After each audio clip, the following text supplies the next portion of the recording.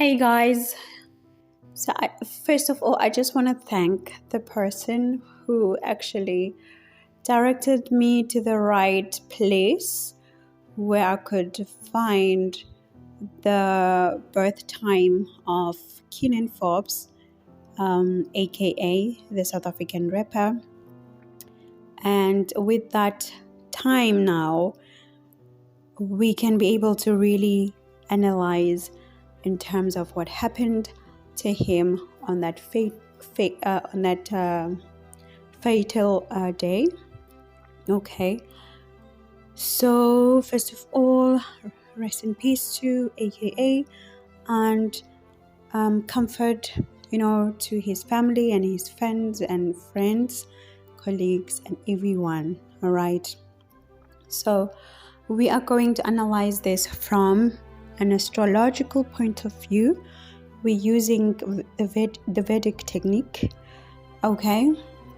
And the first thing that is quite shocking in terms of how accurate this method can be is that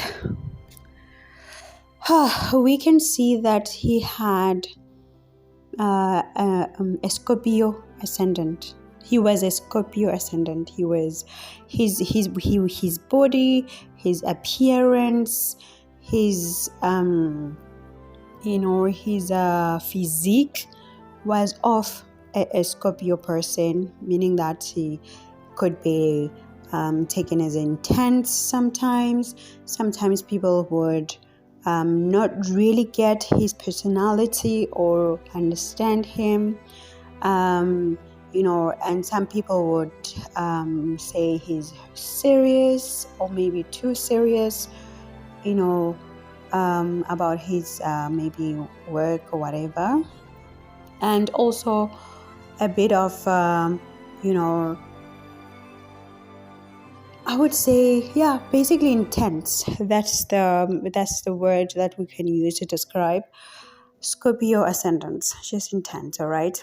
And on top of that, we can see that he had Mars on his ascendant. Mars is the lord of his ascendant. Therefore, it's like Mars is ruling his physique, his personality, his appearance, and it's also on top of his body.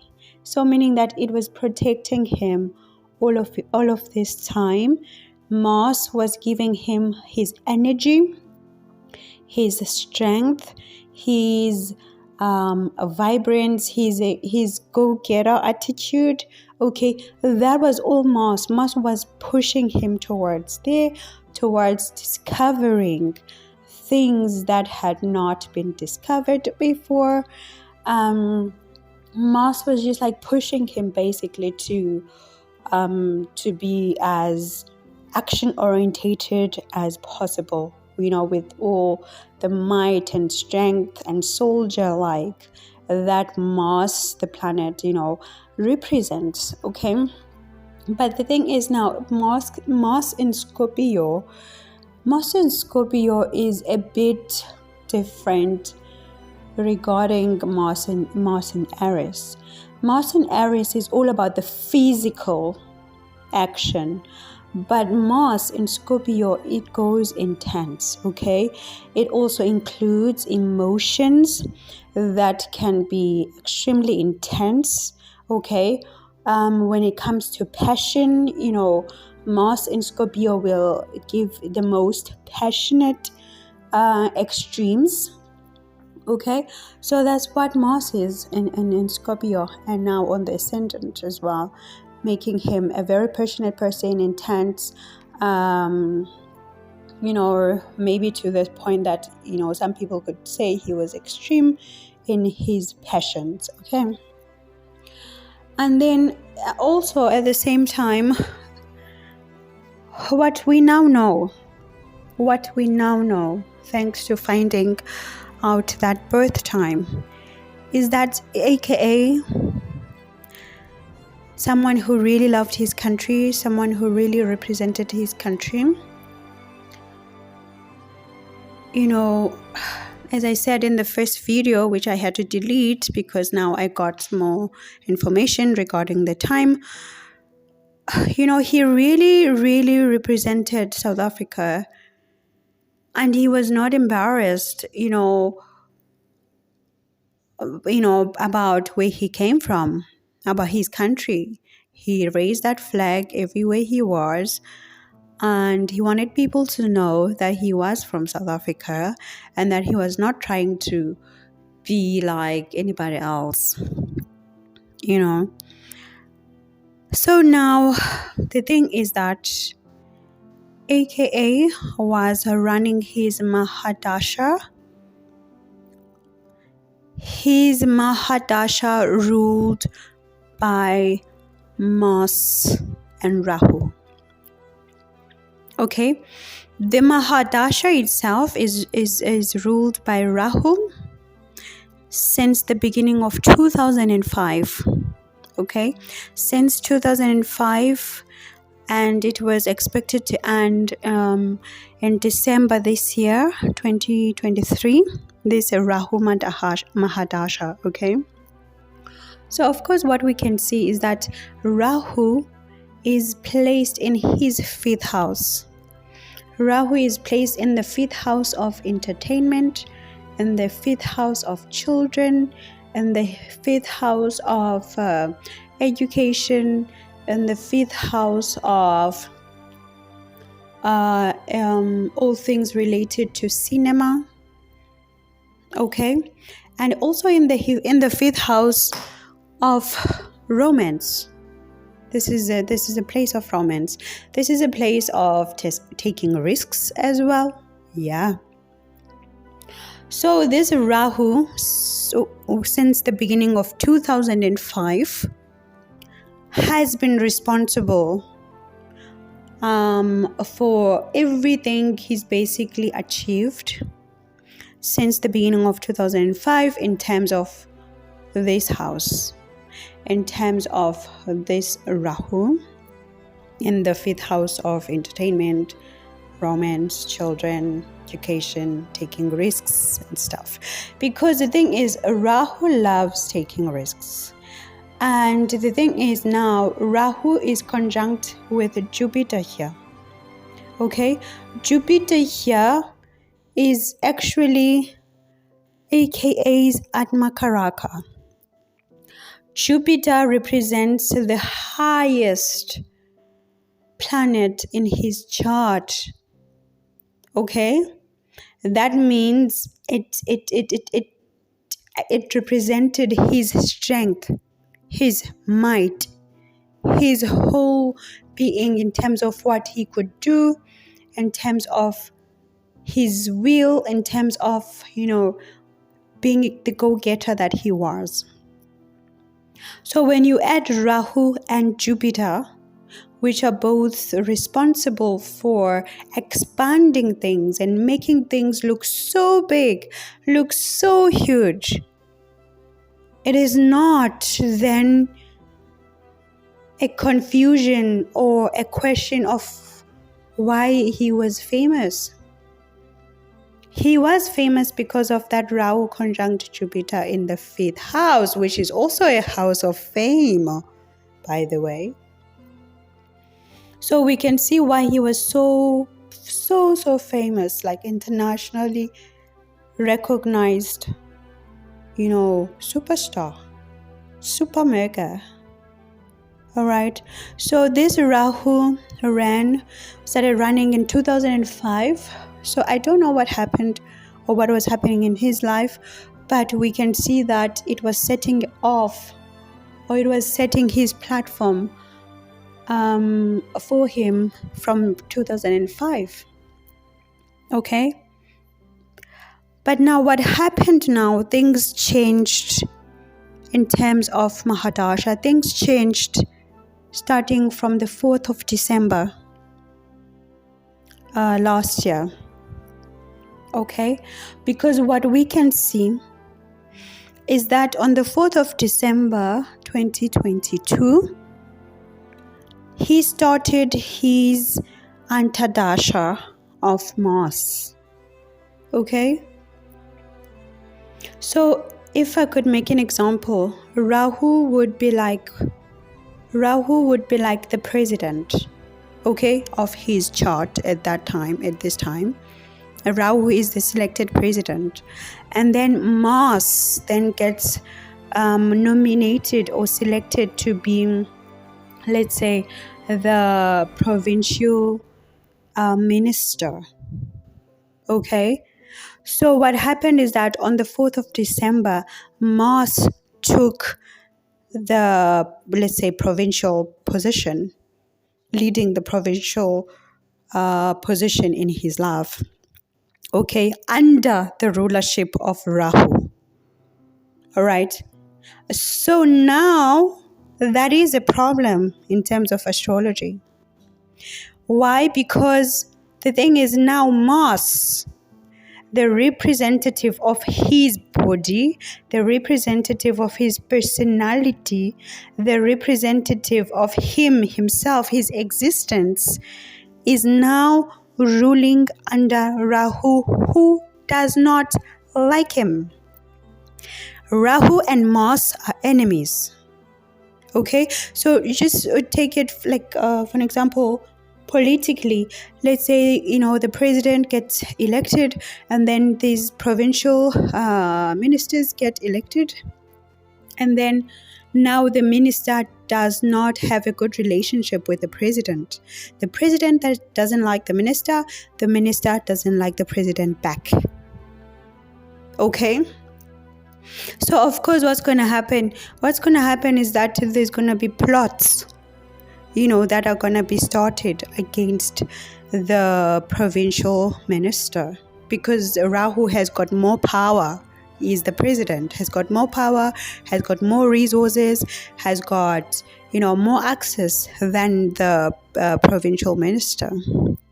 Okay, so this is what happened in his planets regarding his timeline. And then now it got critical because the provincial position, let's say, of Mars, as it started on the 4th of December, it was going to take a 1-year run until the 22nd of December this year. Okay? So there was going to be conflict for the whole of this year between Mars and Rahu in his life, meaning that between everything related to the 5th house and his body, which is himself, because that's the ascendant, all right, there was going to be some conflict happening. So maybe romantic conflicts, or conflicts related to romance, or conflicts related to children, or conflicts related to the entertainment industry, or conflicts related to taking risks or risks taken, conflicts related to educational stuff or some form of training, everything that's relating to the 5th house, and it was going to affect him directly, his body, because of the Mars and the Rahu thing. But now what happened now is that on the 27th of December, there was a mini dasha that started under the rulership of Mars. So now let's say within this provincial ministerial position, okay, the minister has to choose the councillor or a mayor, So now the mayor that took a position was again Rahu. Okay? So now you have Rahu as the president of his life, and also now you have the councillor or the mayor within this province who is also Rahu, both against the provincial minister Mars. Okay, so of course now the plots are going to thicken because Mars is squeezed between the Mahadasha, the big Mahadasha, and also the mini Dasha, the Dasha period. Okay, so this is how we can see why he had to go at this time. And this dasha of Rahu was going to end on the 22nd of February, so which would be in a few days time, this week. This was going to pass, if he had survived. Okay, but then this period from the 27th of December to the 22nd of February really pushed a lot of pressure. So we could anticipate, or we could assume, that the plans really thickened and really were solid to commit this crime against him from the 27th of December. Okay, this is when all the finalization of the plans were just done. Okay, so now that we're done with the Mahadasha part, we have to look at really what happened on that day, on the 10th of February 2023. Okay, so what had happened is that Mars, again, remember, Mars is the ruler of his physique, of his body, of his personality, of his appearance, of his existence on the earth. Mars was the ruler. Mars was responsible for protecting his body, for covering him, for giving him action, for giving him power, energy, all of that, for making him be able to walk, for making him be able to just be functional. Mars was responsible for that because it is the lord of the ascendant. Okay, but now on this day, and there was a transiting Mars. All right, again, just to remind you guys, because I did in the last video, but all the planets that are written in black are basically the planets that he was born with. It is the position of his planet at birth. So these are natal planets. And then the planets that are written in color are representing the transits of these planets, because transits, they change.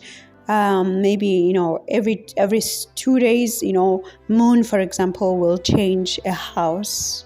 All right, so that's what transits really represent.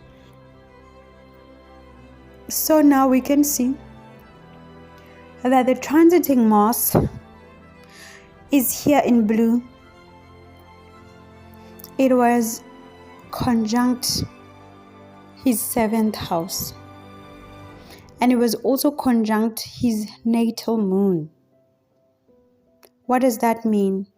It means that Mars, a planet that is responsible for blood shedding, a planet that is responsible for death, a planet that represents assassins, a planet that represents killers, a planet that represents action, that represents assaults, violence, abuse, a planet that represents physical force and action, a planet that represents guns and knives and axes, anything you can use to cut someone or to open a wound is represented by Mars, because Mars is also the planet responsible for wounds themselves. Mars is also responsible for surgery, okay? Because the good side of Mars, you can see it in surgeons. People who are good surgeons, they usually have also some Mars aspect, because they have to deal with blood, they have to deal with cats, they have to deal with closing and opening people up. So Mars is also responsible for accidents. Okay? Really, when it comes to Mars, we really talk intense stuff. We are really talking intense stuff, okay? Painful stuff. So now Mars was the presenter of his life, of his physique, of his body. It is now transiting, or was now transiting, the 7th house. What is the 7th house? The 7th house is a house that represents enemies. We see our enemies in the 7th house. We know who our enemies are when we look at the 7th house. Okay? But again, the same house represents our marriage, represents our business partners, represents our negotiations and contracts that we do. Okay? But this is why it's also a house of competition, open competition, because it leads to enemies. Why? Because when you are married and you go into a divorce, your spouse can turn into your enemy when they become your ex, right? When you are going into a contract for business, when things don't go okay, when the negotiations don't go all right, your business partner can turn into your enemy. So we will always know our enemies when we look at this house, or our potential enemies when we look at this 7th house. Okay? Now he had his moon here in this house. We must remember that this house is also responsible for mass fame, because this is a place of public.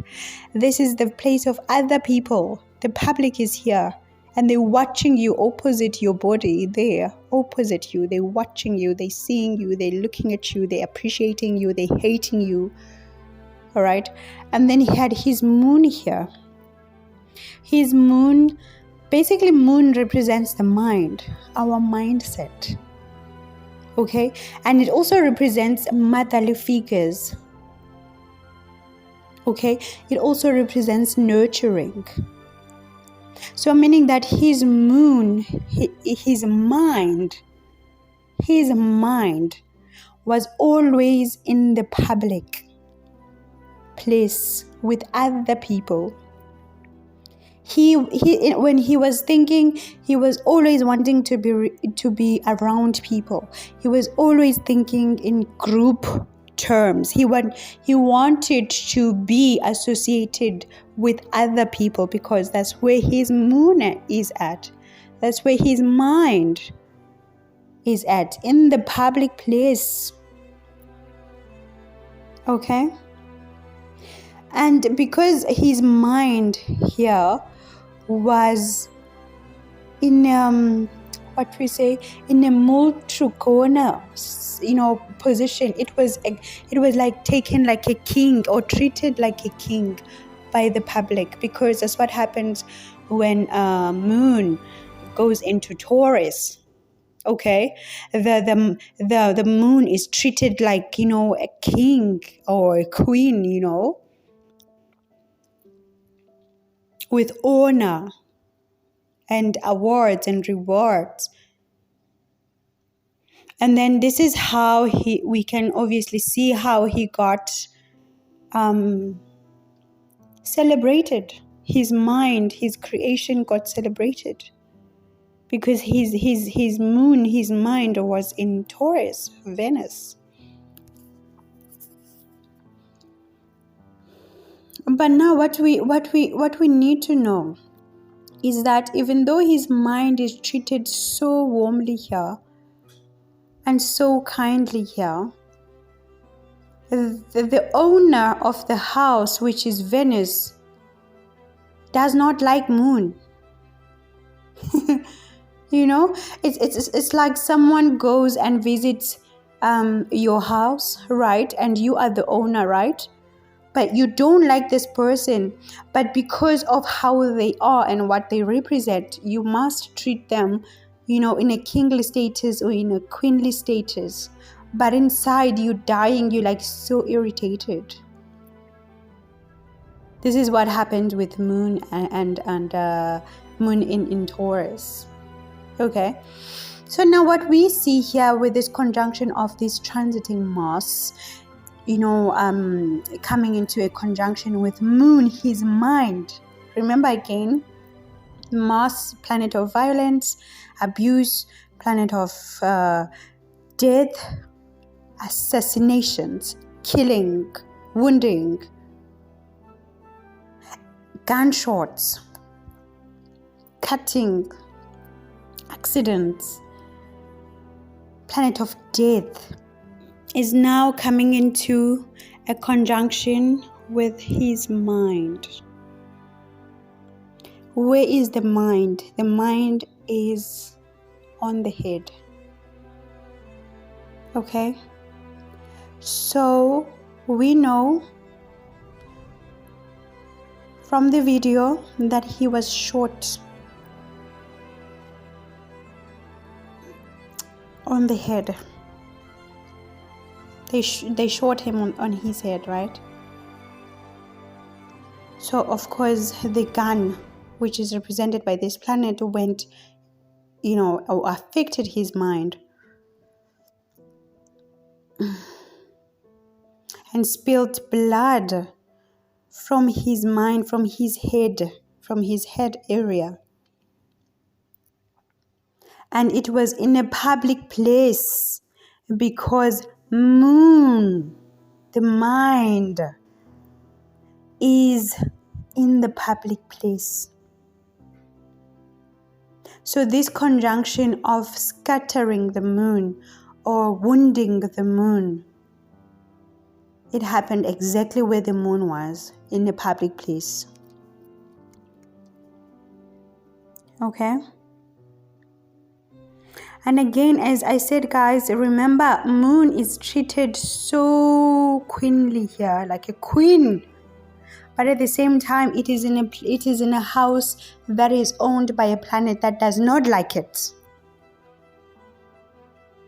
Okay?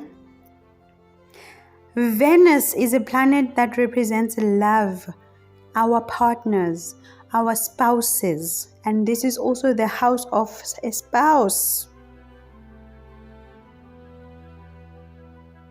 Okay, this 7th house represents a house of our spouse. You know, when we come into marriage, this is the house that our spouse is represented by.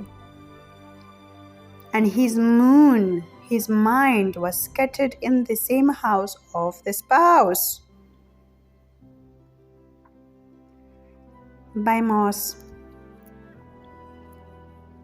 So we can also see that this Mars here, transiting this 7th house here of spouse, the 7th house of public, the 7th house of our enemies, the 7th house of our business partners, the 7th house of our other people that are watching us, our competitors that we know, is now opposite the Mars, the birth Mars, the natal Mars, making a full line, completing the line from south to north, straight from other people to us. Okay, the force of Mars, everything that it represents, it's coming directly from other people and straight to his body. Okay, so what we can also see about this transiting Mars here is that it's making an 8th aspect to Saturn, the natal Saturn in the 2nd house.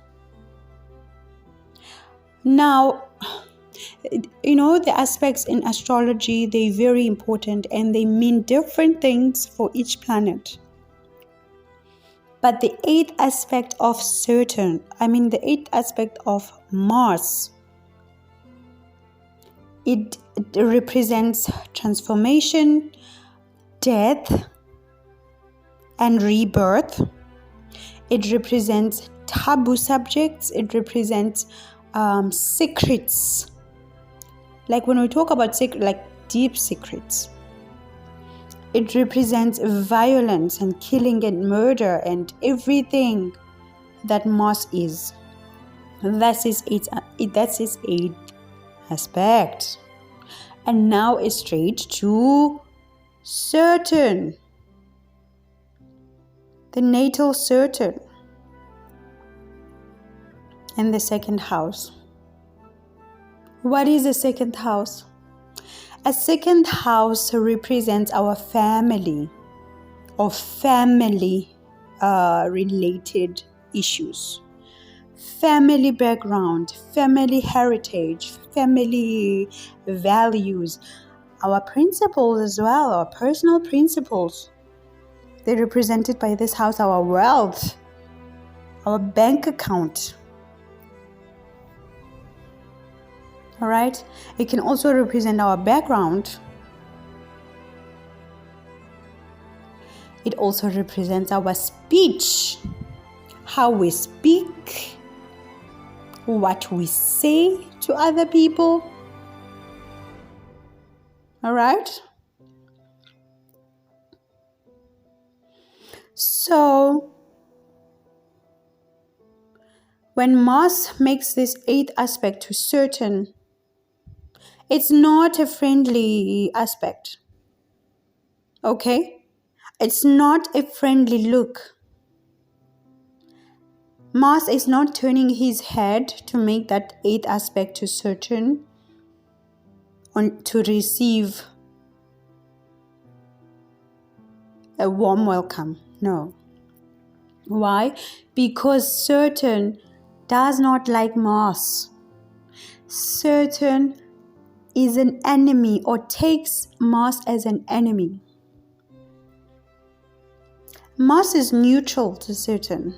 Mars can go to Saturn's house and feel, just okay. But Saturn does not like Mars at all because of the differences in energies. The mission is the same, but the execution is different, and Saturn does not like the execution of Mars. Now, for this analysis, or for these types of analysis, we need to look at 3 planets. We need to look at Mars, of course. We need to look at Saturn, and we need to look at Ketu. Why? Because these are the 3 planets that are really responsible for removing people from this earth into another dimension. Okay? Mars will do it by force and blood and, trauma. Saturn will do it by judgment, fairly, giving you what you deserve. That means using your karma. And Ketu will use it from a spiritual point of view. Can be violent, but the aim is to get you to the spiritual side that you need to be at. So now, getting straight into Mars. Now, the natal Mars. We need to look at the fact that it's making an 8th aspect to the 8th house. Guys, the 8th house, this is the house of death itself. and rebirth and bloodshedding and surgeries and things hidden underneath the ground, secrets. This is where the planning of assassinations happen. This is the house. Okay, so his Mars, natal Mars, was always directly looking at that 8th house with its 8th aspect. Okay, and then when the Antardasha came of Mars, then what happened was that the 1st house, his body, his physique, his appearance, the 7th house, where Mars is always opposite, having its 7th aspect, was activated. His 8th house was also activated by the 8th aspect. But what we can see is that also the 4th aspect of Mars was activated, which means the home environment. Like 4th house represents home, homely, home things, home related things and properties and stuff like that. But basically home things, motherly things. So this house was also activated, this 4th house, when this Antardasha started on the 4th of December 2022. So if we look at what's happening in that 4th house quickly, which is really like not that critical, but we can just look at that 4th house. We can see here there was always Venus here. Now Venus is conjunct Mercury. Mercury in his chart, in his personal chart, in his life, Mercury represented his spouse. In astrology, or in Vedic astrology, this is called a Dara Karaka. Mercury was his Dara Karaka, meaning that it is the planet that has the lowest degree in his chart. And for him, it's at 1 degree. So Mercury being responsible for spouse, for wife, for him. It is also on this homely environment, 4th house, representing homely environment. Okay, and it was conjunct with Venus again. Venus was also a planet that's responsible for love, a planet that's responsible for our relationships, for our romance, for our artistry, for our expression in arts, for our luxury that we have. That's Venus.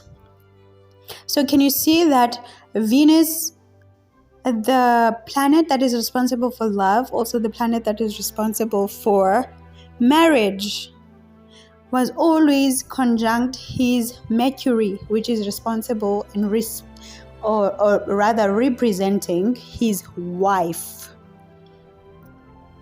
in a homely type of environment. But now what we see is that on this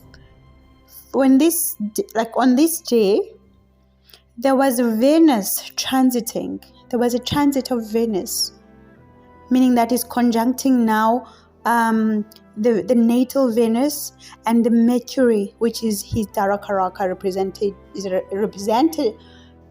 representation of wife, representation of wife.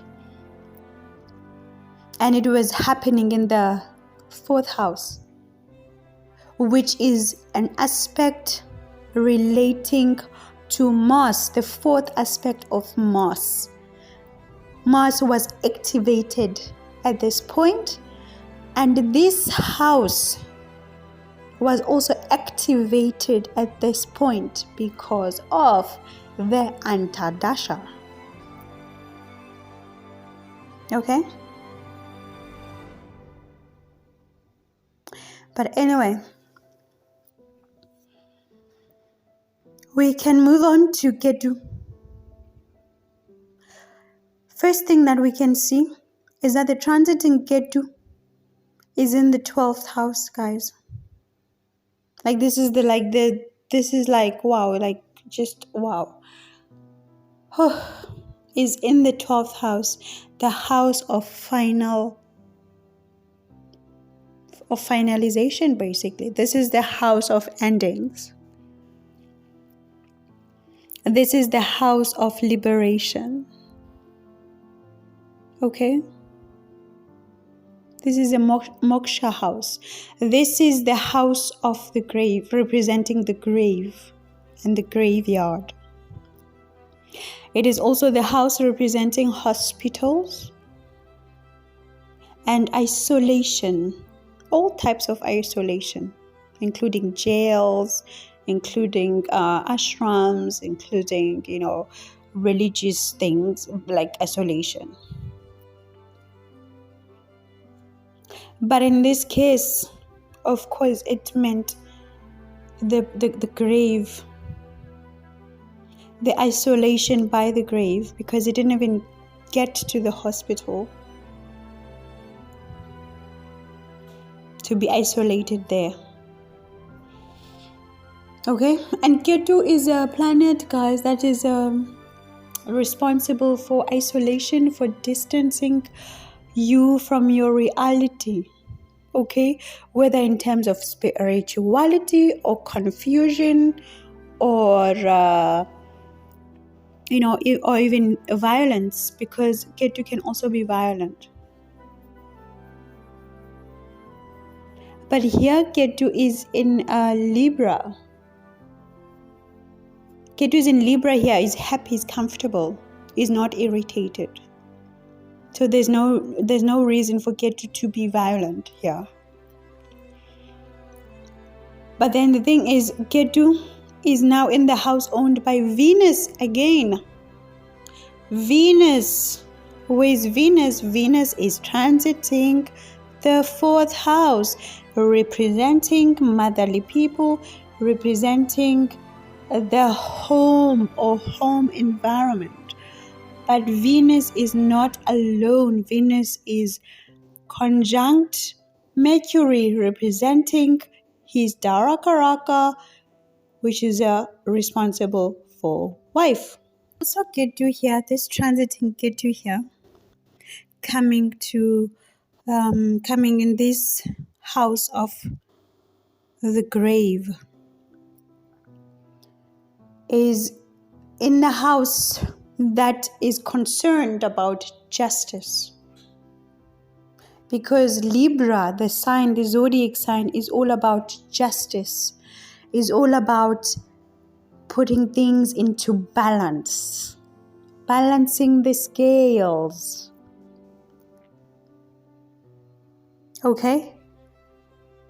Ketu here is definitely in a place of the grave, but also that is under the energy of justice. Okay? And we can also see that this Ketu, this transiting Ketu here, is conjunct his transiting moon, or was conjunct the transiting moon at this time. Again, moon representing the mind, moon representing our mindset, moon representing the motherly figures, moon representing nurturing. So Ketu here comes and isolate him from his mind. Okay? Which really corresponds to how that Mars here is conjunct this moon here, and also again affecting his mind. with violence or by violence, by the form of violence. So in the grave house, Ketu comes and isolates the mind in the transits. Okay?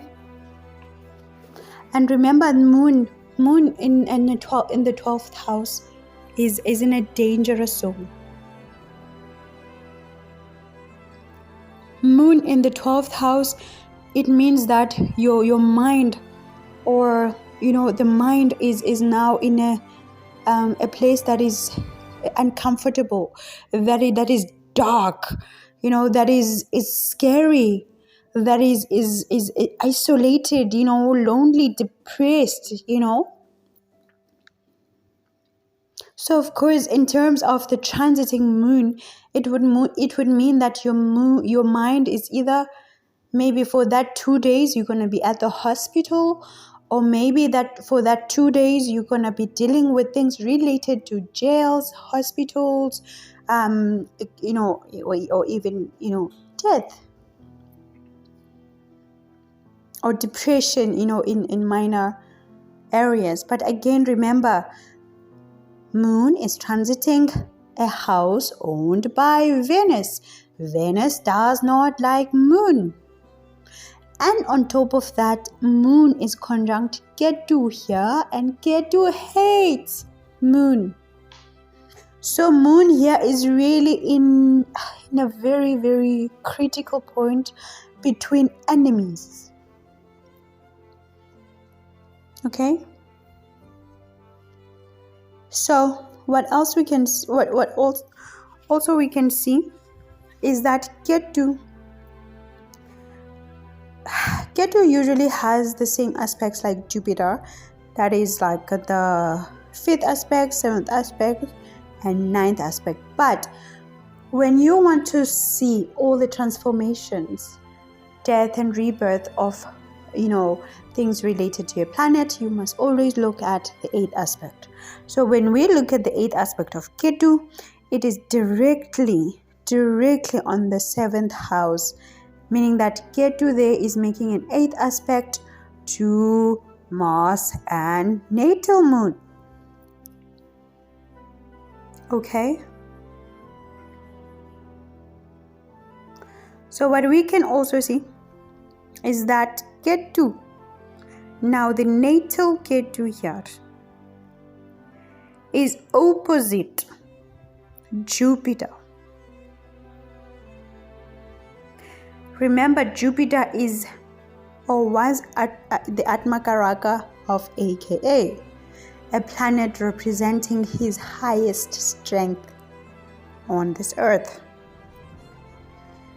So Ketu looking at or opposite Jupiter and the transiting Jupiter is like putting a distance between him and his strength. Okay?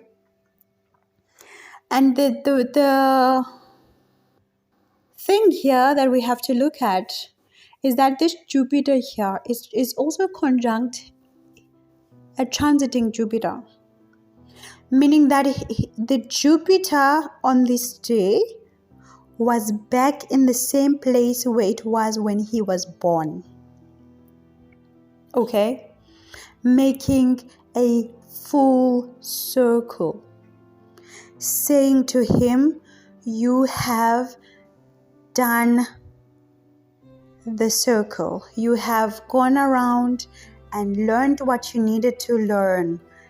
You've gone through, all these houses, the lessons of all these houses that were teaching you or that they had to teach you, and now you are done with this cycle. It's time for a new cycle. Okay? So with this full cycle of Jupiter here, it's either he was going to be even more greater than he was in terms of his strength, his might, because he was going to start a new cycle. very soon in April, to be exact. But then again, his new cycle went in towards the spiritual side, or being on the other side, where Ketu is looking at, where Ketu is calling this whole cycle, or influencing this cycle from. Okay. And then what we can also see is that this natal Ketu now is making, its ninth aspect, the normal ninth aspect, to the, again, Mars in the 7th house, the transiting Mars. Again, this transiting Mars, again.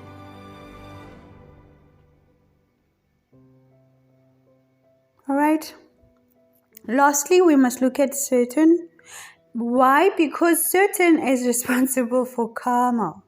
Saturn gives us what we deserve. Saturn will serve us the plate that we deserve, based on our actions, based on our deeds, based on everything that we are doing. Saturn, as much as people don't like it, but Saturn is a fair planet, okay? It never mischarges you. It never gives you bad things when you don't deserve them. It never gives you good things when you don't deserve them, okay? So the thing is now, Saturn, as of the 17th of January this year, got into Aquarius. Saturn in Aquarius is in his office. This is where Saturn wears his judgment robe. The black robe that judges wear. This is where Saturn comes in now and wears that robe to give judgment on us based on our karmas.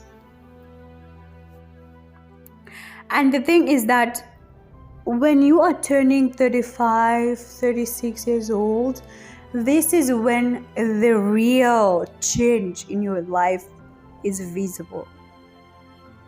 Okay? There are people maybe who struggle for the first, period of their life. And then when they get to 34, 35, 36, you see their life change into, a great, great, great life.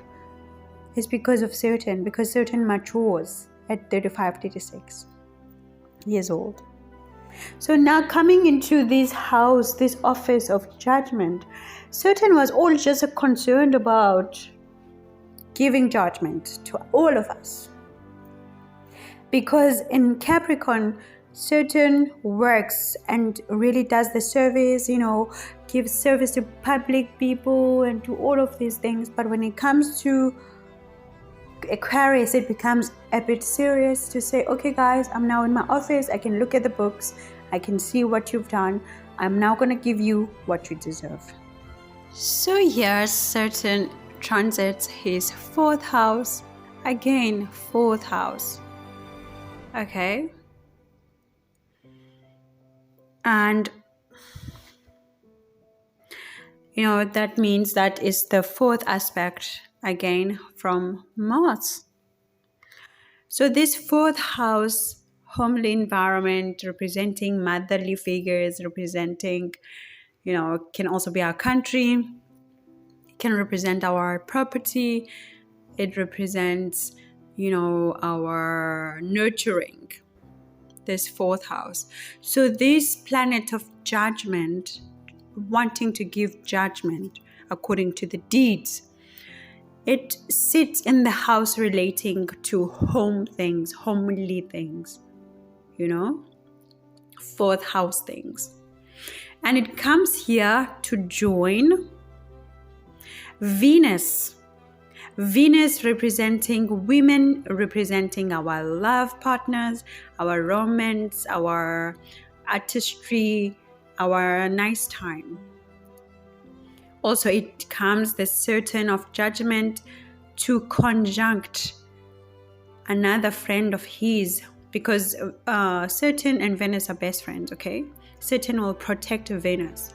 Saturn will serve Venus and protect Venus, and so vice versa. And again, another friend of theirs is Mercury. Mercury in his chart represents, again, as I said, it represents his Dara Karaka, his wife, his spouse, because it's got the lowest degree. So Saturn of Judgment comes again here to join Venus, all things related to love and women and money and, nice life, homely stuff because of the 4th house. And also again, Mercury representing the wife. Mercury on its own, it's a planet that represents communication, that represents transport, that represents friends as well.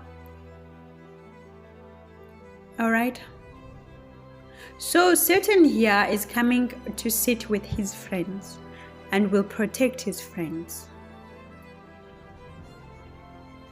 and will judge, based, on the right side of his friends, because he's friends with them. But Saturn, again, as I said, is a fit planet. It only gives you what you deserve. So with Saturn here, Saturn makes, the 3rd aspect to the 6th house. Okay? The 3rd aspect of Saturn to the 6th house, it indicates that everything relating to neighbors and neighborhood and younger siblings and transportation is activated in terms of his daily routines, in terms of his health, because 6th house is about health. 6th house is about also enemies as well, but these are usually the hidden enemies that you don't expect, like enemies like thieves. They are thieves, but you never know which thief is going to come for you. So 6th house is all about that. All right. But now it's in the 3rd aspect, meaning that it's within the neighborhood of, where he was. And then again, Saturn is looking opposite his 10th house. Not his 10th house, but the house that it represents naturally, the 10th house. The 10th aspect for Saturn is really all about karma, giving you karma based on your social deeds and, your social obligations. All right. And then Saturn, of course, has his 10th aspect on the body. Again, on Mars.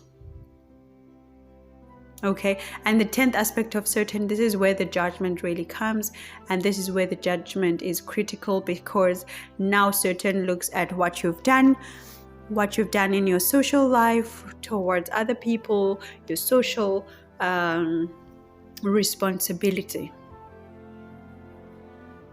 Okay. So guys, yeah, that's it. And we could talk about also the Saturn, the natal Saturn from that 2nd house position, representing our family related issues, because it's opposite the 8th house again, that house of death, that house of transformation, wounding, murder and stuff. And at the same time, it's making its 3rd aspect to Saturn, the transiting Saturn in the 4th house. And again, to the to the Venuses that are transiting there. And lastly, that Saturn has its 10th aspect to the Ketu, the natal Ketu, another planet responsible for separation and isolation. So yeah, that's how we can sum it up, guys. And again, thanks to the person who helped me, with his birth time. That really made, so much difference, and it actually gave as what we needed to know. So I'll chat to you guys later, okay? I toast it.